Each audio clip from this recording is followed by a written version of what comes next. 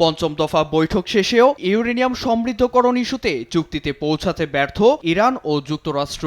বৈঠকের ফলাফল নিয়ে অনেকটাই দ্বিধা দ্বন্দ্বে ঢুকছে উভয় পক্ষ।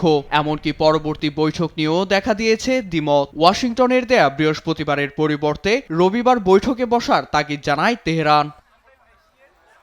বুধবার আলোচনার অগ্রগতি পিছিয়ে যাওয়ায় যুক্তরাষ্ট্র নিষেধাজ্ঞা প্রত্যাহারে আন্তরিক কিনা তা নিয়ে প্রশ্ন তুলে তেহরান। দেশের স্বার্থে ইউরেনিয়াম সমৃদ্ধকরণ ও পারমাণবিক শক্তির প্রযুক্তিগত ব্যবহার ইরানের একমাত্র লক্ষ্য বলে জানানো হয়। পারমাণবিক কার্যক্রম বন্ধে বল প্রয়োগের চেষ্টা করলে সব মার্কিন সামরিক ঘাঁটি গুঁড়িয়ে দেওয়ার হুঁশিয়ারি দেয় ইরান।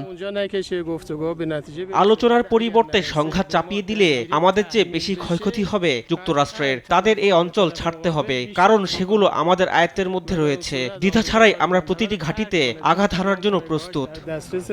এদিকে 60% সমৃদ্ধ ইউরেনিয়ামের মজুদ পারমাণবিক অস্ত্র তৈরির কাছাকাছি বলে এক প্রতিবেদন প্রকাশ করে ভিয়েনা ভিত্তিক আন্তর্জাতিক পরমাণু শক্তি সংস্থা IAEA। প্রতিবেদনটি নিয়েও ক্ষুব্ধ প্রতিক্রিয়া জানান ইরানের পরমাণু কমিশনের প্রধান মোহাম্মদ ইসলাম।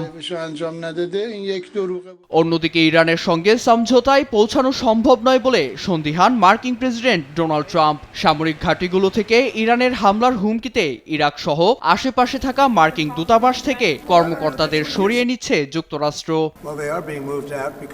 তাদেরকে নিরাপদে সরিয়ে নেওয়া হয়েছে, কারণ এলাকাগুলো বিপজ্জনক। দেখা যাক শেষ পর্যন্ত কি হয়।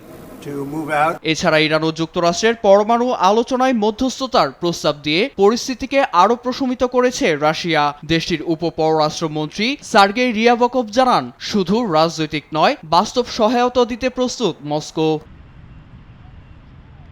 চলমান উত্তেজনার মধ্যেই 2000 কেজি ওয়ারহেড এমনকি পারমাণবিক বিস্ফোরক বহনে সক্ষম একটি শক্তিশালী ক্ষেপণাস্ত্রের সফল পরীক্ষা চালায় ইরান।